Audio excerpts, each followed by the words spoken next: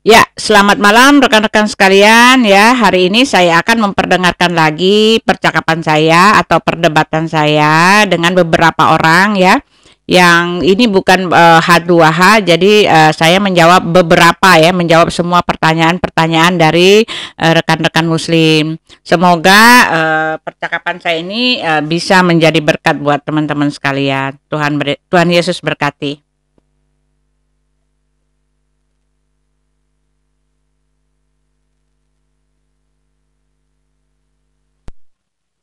Kamu kronologis ceritanya aja nggak tahu.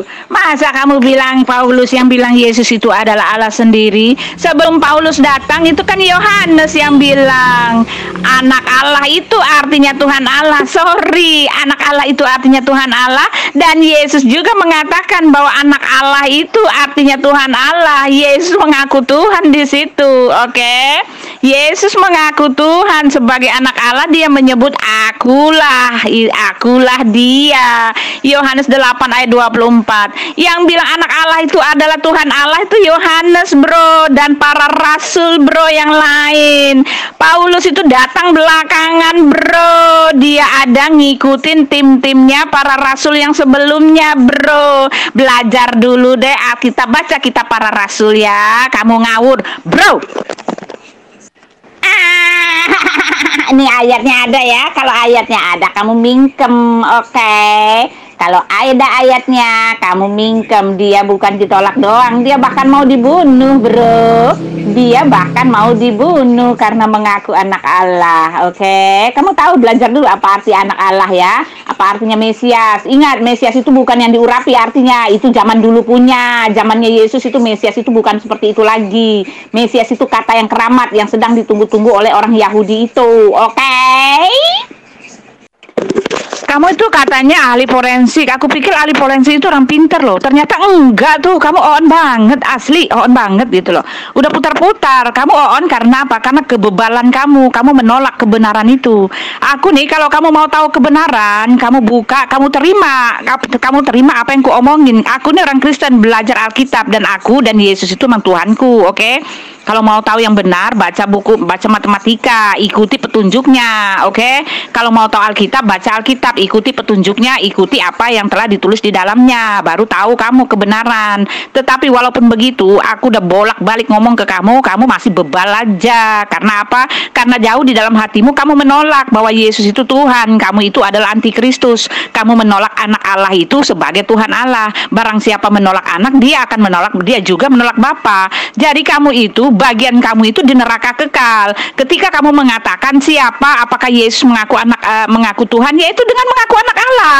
Kamu itu bagaimana sih pikirannya? Yesus sudah datang menjadi manusia. Kalau dia datang menjadi manusia tetapi dia berlaku, bersifat, dan tidak ada yang berubah, manusia tetapi Tuhan juga, bagaimana bisa begitu? Oke? Nggak bisa begitu dong. Dia kan sudah jadi manusia, ya kapasitasnya yang manusia lah.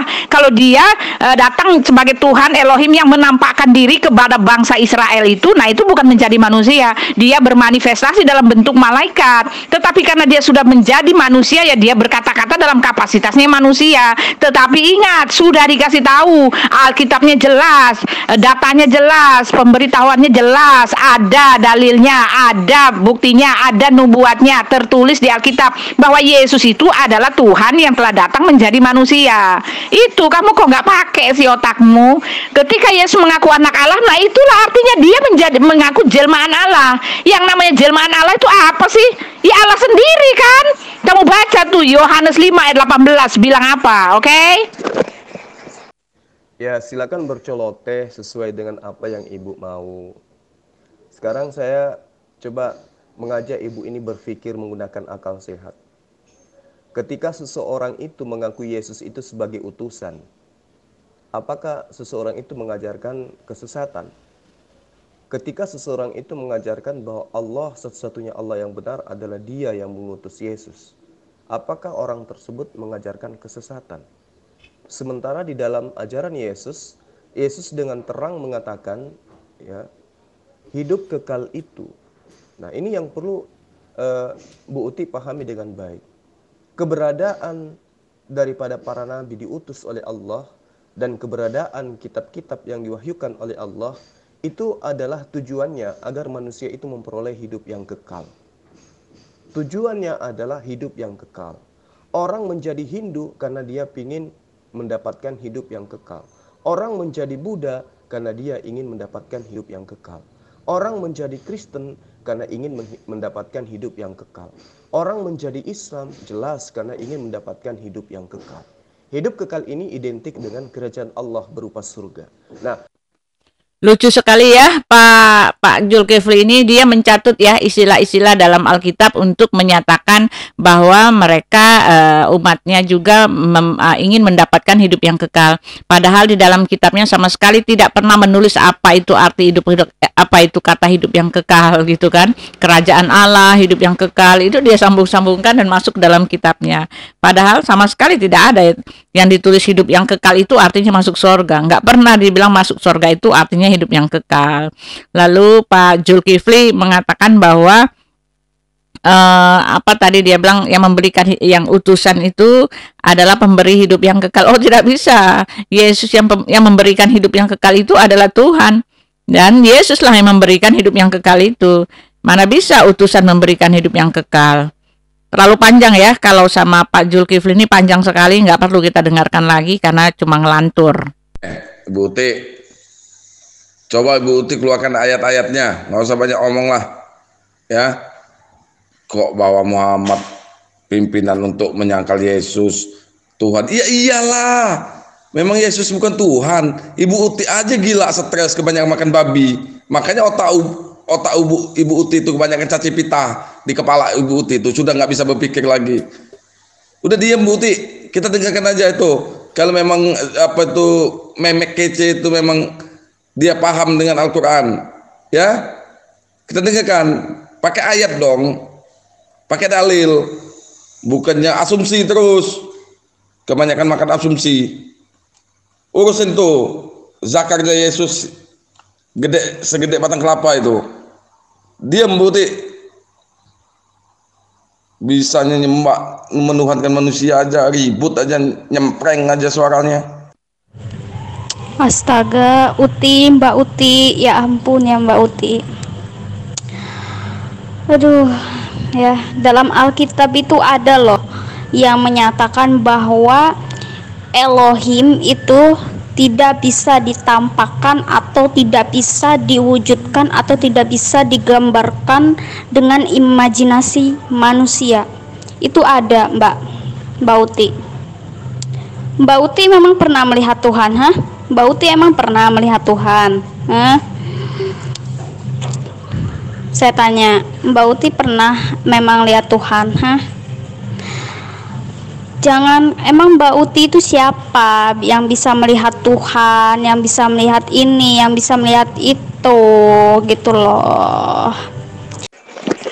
Kalau kamu mengatakan apakah benar tanggal 25 Desember itu adalah tanggal kelahiran Yesus? Ya, benar, tepat dan amin, oke? Tetapi ini aku belajar dulu sejarahnya ya. Aku belajar, itu banyak perhitungan-perhitungan. Sekarang gini ya. Sekarang yang harus kamu ketahui, itu penanggalan itu banyak mengalami perubahan, oke? Karena jam-jam, waktu-waktu, tanggal-tanggal itu banyak mengalami perubahan. Nah, kalau diurut-urut itu betul tanggal 25 Desember. Nanti aku kasih linknya ya ke adekku yang tahu ya, ngitung-ngitungnya itu. Karena hitungan orang Romawi, hitungan dengan orang Ibrani itu beda, oke? Hitungan orang Romawi dengan hitungan orang Ibrani itu beda. Dan ketika Yesus itu lahir, tanggal-tanggalan jam-jaman itu, tanggal-tanggalan dan jam-jaman itu masih berinovasi, oke? Masih berinovasi. Nanti aku kasih ininya ya, perhitungannya, ada perhitungannya, dan itu iya tepat dan benar, tapi itu panjang karena diurut dari tahun ke tahun, dari tahun ke tahun, oke? Itu panjang. Jadi aku itu perlu penjabaran yang panjang. Tetapi kalau kamu mengatakan apakah itu iya tanggal 25 itu iya tepat dan benar. Nah, sekarang menjadi pertanyaan aku udah jawab ya. Aku udah jawab dan aku akan kasihkan linknya kepada dirimu untuk melihat apakah itu betul atau enggak tanggal 25 Desember. Ada penjelasannya, ada buktinya, ada tanggalnya, oke? Ada itu. Tahun-tahun pada masa Yesus itu tidak sama seperti sekarang. Orang-orang tidak punya penanggalan yang jelas, tepat dan akurat seperti sekarang, oke? Dan ada beberapa penanggalan waktu-waktu pada masa itu. Nah, sekarang kita lihat dulu penanggalan mana dan waktu mana yang dipakai untuk menentukan bahwa tanggal 25 Desember itu adalah tanggalnya Yesus lahir. Tetapi itu ada buktinya, ada penanggalannya, ada data akuratnya. Nah, data akuratnya ini harus aku kasih ke kamu, aku cari dulu. Tetapi buktinya apa? Tetapi jawabannya iya, tepat dan benar. Oke? Nah, sekarang sekali lagi aku nanya, apakah kamu tanggal berapa itu Muhammad lahir? Udah itu aja ya. Aduh, kamu itu saya saranin kamu belajar dulu ya, ikut sekolah minggu ya. Elohim itu tidak kelihatan karena dia itu roh, tetapi bukan berarti dia nggak mau dilihat. Dia itu justru tinggal bersama-sama dengan umatnya. Dia datang menjejak-jejakkan kakinya di bumi. Dia penampakan, dia menunjukkan, dan dia eksis, bro. Tidak seperti Tuhanmu yang menghilang dalam dunia, dalam benakmu saja. Tuhanmu itu cuma ada dalam benakmu saja, cuma ada dalam tulisan-tulisan. Tidak sama dengan Elohim. Sorry, baca dulu ya, baca Alkitab dan kamu ikut sekolah minggu ya. Lihat apakah Elohim itu ngumpet seperti Tuhanmu. Oh tidak, dia itu ada bersama-sama dengan umatnya, menampakkan diri, memanifestasikan diri, diam bersama murid-muridnya, menjejak-jejakkan kakinya di bumi, dan ada dalam sejarah perjalanan bangsa Israel itu. Kami ini menyembah Tuhan yang kami kenal, karena Tuhan kami itu menampakkan diri, ada dia, jelas sosoknya seperti apa. Kami menyembah Tuhan yang kami kenal. Kalau kamu itu menyembah siapa? Kamu teriak-teriak panggil-panggil Tuhan, siapa yang kamu sembah? Hanya ada dalam angan-anganmu saja, halu-halumu saja, oke? Maaf, Yesus kan nggak cuma mengaku utusan di situ. Yesus ketika dia mengaku utusan di dalam Yohanes 17 ayat 3, dia utusan yang seperti apa? Dia memiliki kerajaan, dia memiliki keberadaan, dia memiliki kemuliaan, kekuatan, kejayaan. Dia memiliki kekuasaan sebagai Allah Bapa sebelum dunia ada. Ayat yang kelima. Lalu ketika kamu mengatakan Yesus adalah utusan, ayatnya Yohanes 17 ayat 3, ayat 2-nya mengatakan apa? Mengatakan yang memberi hidup yang kekal itu kan utusan itu, utusan dengan Allah Bapa. Iya kan? Utusan itu dengan pengutusnya memberikan hidup yang kekal. Dua-duanya punya kuasa memberikan hidup yang kekal. Lalu ayat ketiga kan mengatakan, iya kan? Dua-duanya memberikan hidup yang kekal. Inilah hidup yang kekal itu bahwa mereka mengenal Engkau. Untuk murid-muridnya itu mereka harus mengenal Yesus Elohim itu sebagai satu-satunya Allah yang benar. Ingat ya, ini satu-satunya Allah yang benar, bukan Tuhan yang satu, bukan yang tauhid yang seperti kalian gadang-gadangkan itu. Satu Tuhan yang benar, dan mereka harus mengenal utusan Tuhan yang benar itu.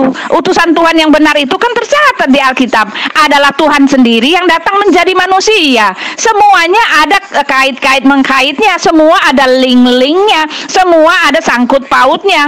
Alkitab itu kan kontekstual, ada sangkut pautnya, berkronologis, panjang ceritanya dari awal sampai akhir, itu perjalanan panjang.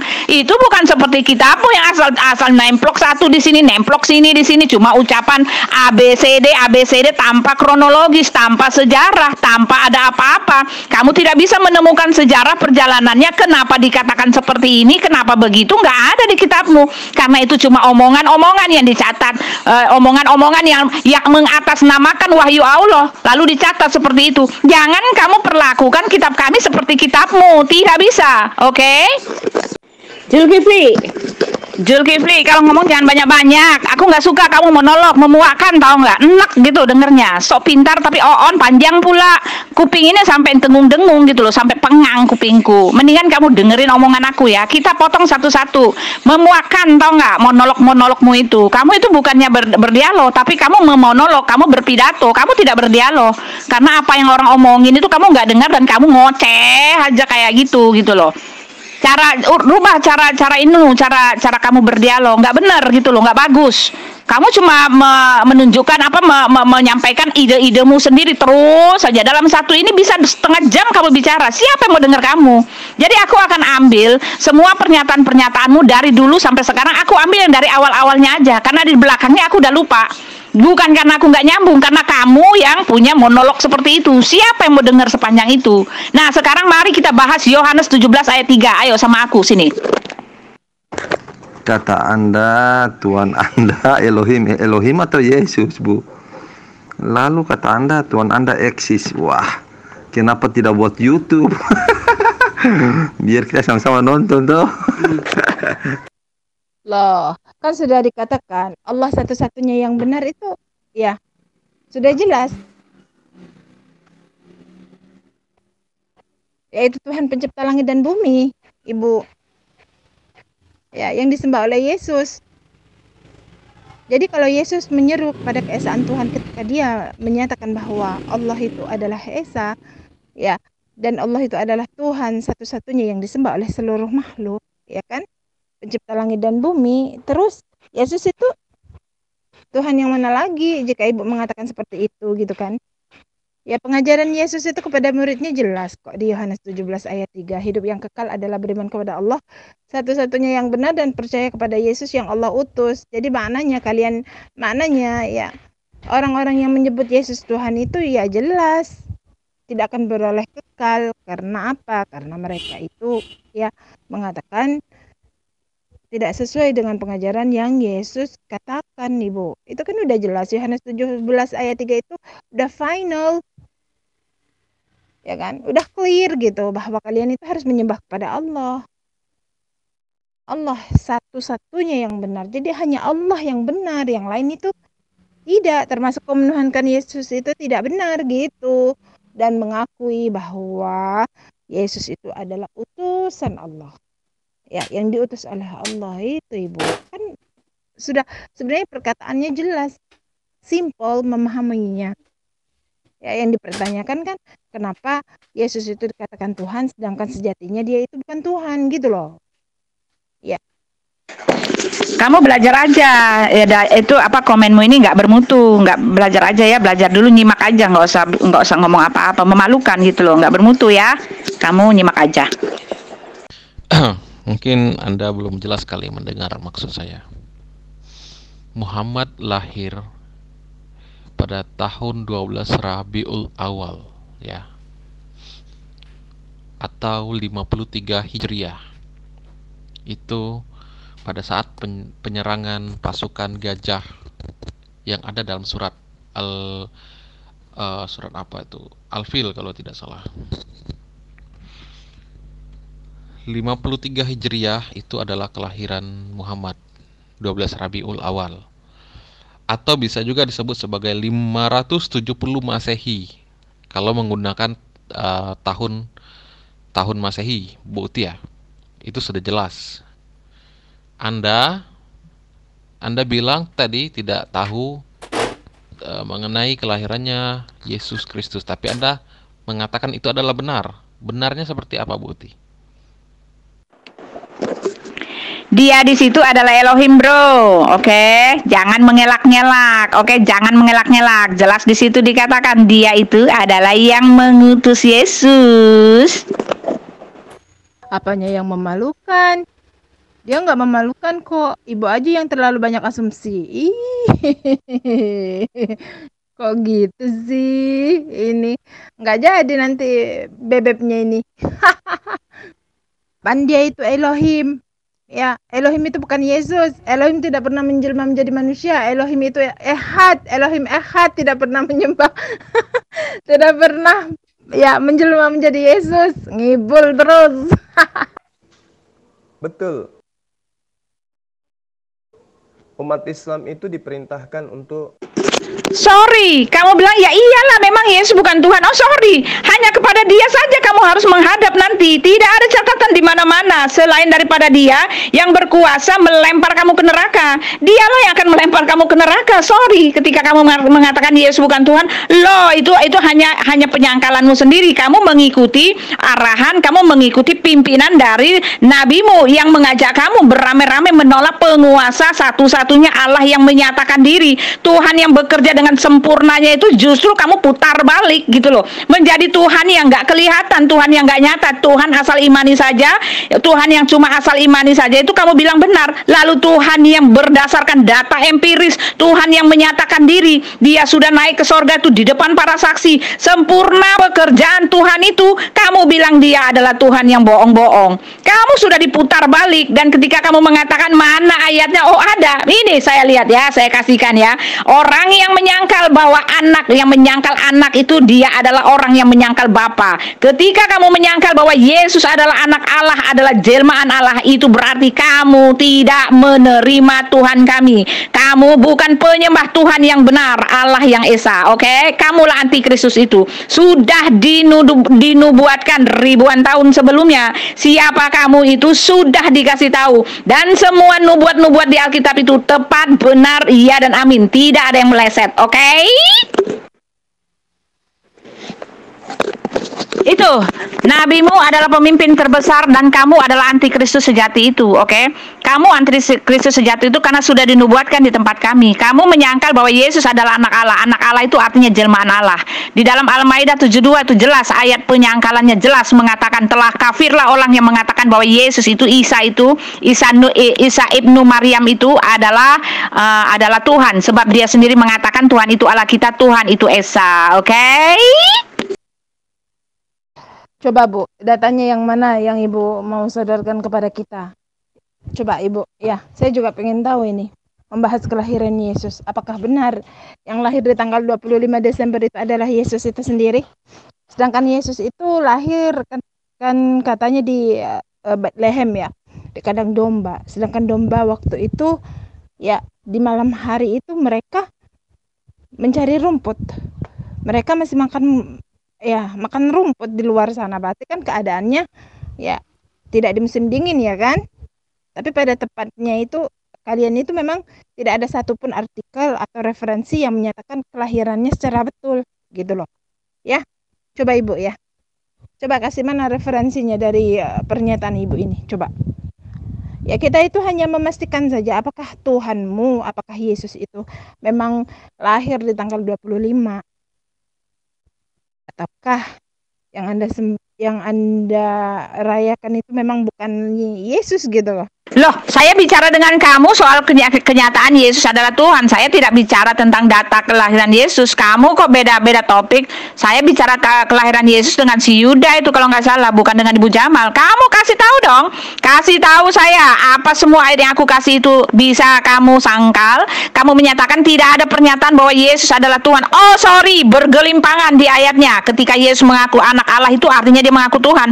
Bergelimpangan Bu. Bahkan dia mengaku Tuhan itu banyak di mana-mana. Karena dia mengaku Tuhan, karena dia adalah Tuhan, dia membuktikan dia Tuhan, makanya kami menyembah dia sebagai Tuhan. Kami bukan asal imani Bu, tidak sama seperti Ibu. Tuhan yang tidak ada Ibu imani, Tuhan yang ada menampakkan diri Ibu sangkal-sangkal. Kenapa? Karena Ibu mengikuti perintah Nabi Ibu. Nabi Ibu kan yang mengatakan telah kafirlah orang yang menyatakan Isa adalah Tuhan. Dia adalah pemimpin terbesar untuk menyangkal ketuhanan Allah yang benar, Allah yang penebus dan juru selamat, yang memberikan nafas kehidupan buat Ibu Jamal, oke?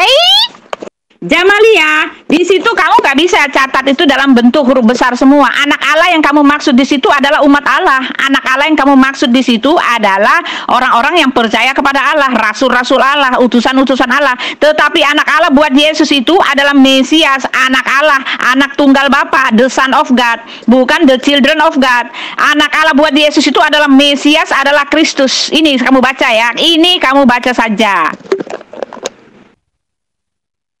Bu Uti, saya tuh lagi posisi diserang. Alkitab saya diserang. Ya, maka kewajiban saya untuk menerangkan ketidaktahuan kalian terhadap kitab saya kan gitu ya. Beda cerita kalau saya lagi serang Ibu. Pasti saya nggak sampai 1 menit pun bisa saya. Kalau menyerang iman Ibu, 1 menit pun nggak cukup. Ya, 30 detik Anda bisa keok. Tapi ketika debater-debater Kristen yang buta tentang kitab saya ini mencoba untuk mengorek-ngorek kitab saya, maka kewajiban saya adalah untuk meluruskan, memahamkan kalamullah itu seperti apa. Contoh nih, saya tanya sama Ibu. Ya, siapa yang memerintahkan Ibu menjadi hamba daripada Yesus? Coba. Aku akan pergi kepada Tuhanku dan Tuhanmu, Allahku dan Allahmu. Pak Zulkifli, ketika kamu mengatakan Alkitab kamu diserang, bagaimana kamu mengatakan bahwa kamu tidak menyalah-nyalahkan, menyeleweng-nyelewengkan kitab orang lain? Kamu buka sendiri setiap monolog kamu dengan saya, yang kamu serang itu adalah kitab saya. Sesekali orang menyerang kitab kamu kelojotan gitu loh. Sekarang sama saya, kita belum selesai loh Pak Zulkifli. Satu pun ayat yang kamu kasih itu tidak ada yang benar. Ketika kamu menyalah-nyalahi kitab orang lain, kitab saya, semuanya itu penyelewengan. Tetapi saya tidak mampu memberikan penjelasan yang masuk di otakmu karena kamu itu monolognya sepanjang itu. Aku enek gitu loh. Aku nggak ngerti mau ngomong seperti apa. Jadi yang aku ingat itu hanya kata-kata yang di awal-awalnya saja, sekapasitas otakku, karena sepanjang itu. Satu VN kamu berpidato 50 menit, 10 menit, bahkan 1 jam gitu loh. Bagaimana orang bisa menjawabnya ketika kamu sudah berpidato demikian banyak dalil-dalil? Oke? Kamu rubah cara kamu berdialog. Kamu harus adil, 1 lawan 1 dengan jam yang sama gitu loh. Baru bisa kita berdiskusi dengan jelas. Tetapi jelas apa yang kamu kasih ayat-ayat itu untuk menyangkal bahwa Yesus adalah Tuhan itu ngawur semua. Jadi ketika kamu mengatakan kamu itu diserang, kapan kamu diserang? Alkitab kami tidak pernah menyatakan bahwa kami harus menyerang agama orang lain. Aku melakukan itu. Oleh sebab itu, kalau sama aku memang nggak selalu serang-serang kalian, nggak akan gitu, nggak akan selalu. Kalaupun ada aku membahasnya itu selalu dalam pembuktian untuk menerangkan ajaranku. Oke, nah sekarang aku mau kamu mempertanggungjawabkan penyelewenganmu dengan mengatakan bahwa Yohanes 17 ayat 3 itu adalah bertauhid. Itu saja. Ketika kamu mengatakan Elohim itu adalah Allah Subhanahu wa taala, pret, aku bilang, kamu salah, ngawur. Aku harus buktikan itu kepada kamu gitu loh. Kamu ngawur, enak aja disama-samain, tetapi kamu menyalah-nyalahin kami pengikut Elohim itu. Oke? Kalau tidak ada kata Al-Quran, berarti di dalam Bible itu tidak ada kata Yesus juga gitu. Makan itu Bible itu. Ibu, anak Allah itu kata kiasan, alegori. Ya, yang bermakna bahwa yang dikatakan anak Allah itu ya adalah orang-orang yang taat. Hamba Allah itu Bu. Itu makanya ya, kalau ibu menyatakan bahwa Yesus itu adalah anak Allah ya, dan anak Allah itu adalah Tuhan ya, ibu tinggal menjawab itu dalilnya. Apakah yang saya sebut di atas itu dalil-dalil yang saya kirim itu adalah Tuhan karena mereka dikatakan anak Allah? Makanya ibu kalau memahami ya kata kias ya, memahami anak Allah itu ya harus sesuai dong dengan yang dimaksud. Padahal itu di dalam perjanjian lama juga dikatakan bahwa Efraim juga disebut anak Allah. Ayo. Ya kan? Oke ya ibu, saya mau melakukan aktivitas. Ya, saya mau melanjutkan kerjaan saya yang Makanya kalau mau bahas kitab suci itu dari awal-awalnya gitu, dari sumber-sumbernya. Adu dia gitu, adu ayat dia, berapa ayat di dalam Bible itu pengakuan-pengakuan dirinya itu Tuhan, berapa ayat di dalam Al-Quran itu pengakuan-pengakuan itu Tuhan. Itu gitu baru sportif gitu. Coba tolong Anda bahas dulu berapa ayat di dalam Bible itu gitu. Nanti saya bahas berapa ayat di dalam Al-Quran itu gitu. Hadah Bu Jamalia, bagaimana bisa Ibu mengatakan di dalam Yohanes 17 ayat 3 yang ditulis oleh Yohanes yang menyatakan bahwa anak Allah itu adalah Tuhan Allah, lalu di dalam tulisannya Yohanes juga yang mengatakan bahwa Yesus itu mengaku utusan dan dia menyembah Tuhannya. Haduh. Ayat yang kedua ini Bu, tak kasih tahu Bu, Yohanes 17 ayat 2 itu mengatakan Elohim memberikan kuasa kepada Yesus untuk memberikan hidup yang kekal. Jadi Yesus itu pemberi hidup yang kekal. Lalu di ayat ketiganya kenapa Ibu bilang pemberi hidup yang kekal itu cuma Elohim, Yesus cuma utusan, cuma jongos-jongos gitu. Ayat yang kelima mengatakan utusan itu dia adalah Allah sendiri. Pengutusnya itu sendiri, Allah yang benar itu sendiri. Bagaimana kamu mau comot satu ayat sebagai kata kunci, lalu kamu lepaskan dari begitu ayat-ayatnya, dari latar belakangnya? Kamu ngawur Bu, ngawur.